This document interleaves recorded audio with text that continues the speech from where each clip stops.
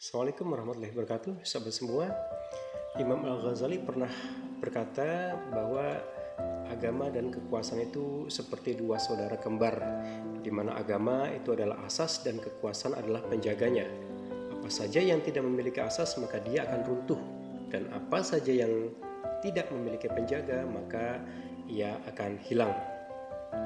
Sahabat semua, mengingat pentingnya kekuasaan ini untuk tegaknya agama Islam, sebagaimana perkataan Imam Al-Ghazali tersebut, ya, maka tidaklah mengherankan ya jika Rasulullah pernah berdoa ya sebelum beliau hijrah agar diberikan kekuasaan yang menolong, ya, yang bisa menolong agama Islam ini atau Sultanan Nasir.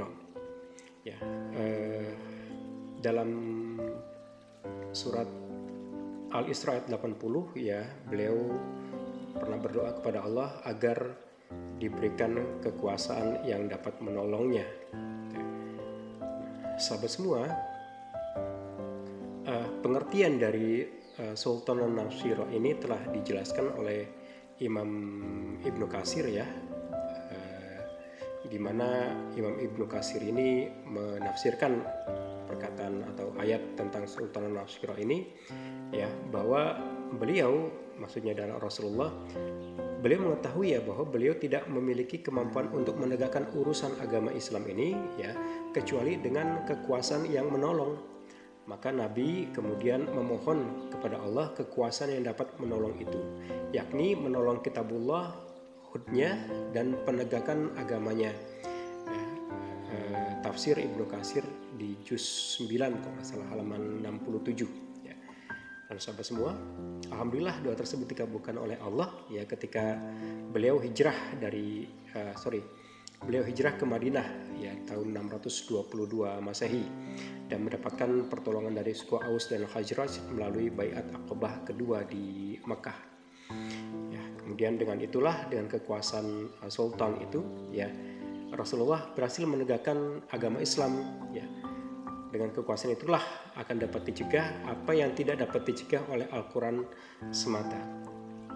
Terkait hal ini, Khalifah Utsman bin Affan radhiyallahu anhu pernah berkata bahwa sesungguhnya Allah bisa mencegah dengan kekuasaan atau as-sultan apa yang tidak bisa dicegah oleh Al-Quran.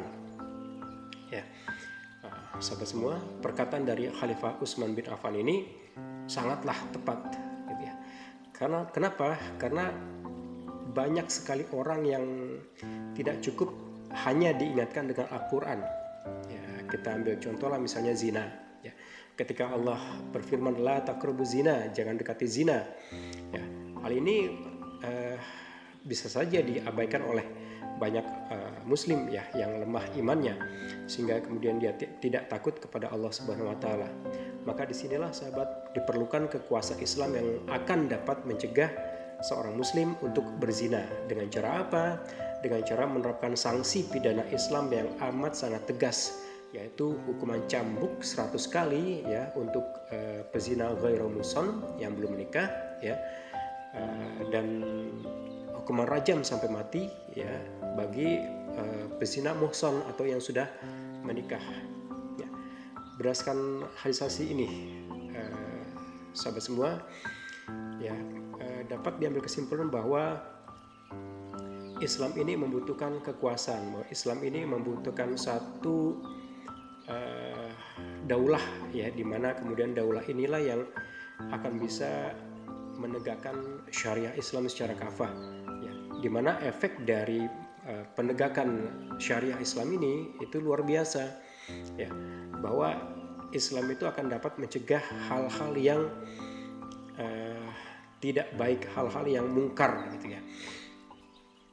Nah, sahabat semua, kita bisa lihat faktanya saat ini Islam atau syariah Islam secara kafah ya, hukum-hukum Al-Quran dan As-Sunnah itu tidak diterapkan secara kafah kecuali hanya sebagian kecil saja, dan itu pun hanya terbatas pada ibadah-ibadah yang sifatnya individu atau ritual semata ya, seperti sholat, puasa, zakat, haji, ya, sedekah, wakaf dan sebagainya ya, dan seperti itulah ya. Tapi hukum syariah Islam yang lain, ya seperti yang tadi Ana sebutkan sebelumnya tentang hukum rajam, kemudian hukum potong tangan, ya kisos, ya kemudian hukum ekonomi Islam yang tanpa riba, ya kemudian politik Islam, bagaimana hubungan luar negeri, ya bagaimana hubungan dengan negara-negara kafir harbi, itu tidak diterapkan sama sekali. Ya, padahal kita tahu semua dan sudah menjadi mafhum pula bahwa Islam itulah agama yang sempurna. Ya, Islam itu adalah agama yang mengatur setiap detail kehidupan manusia, yang tidak terlewatkan sekecil apapun itu.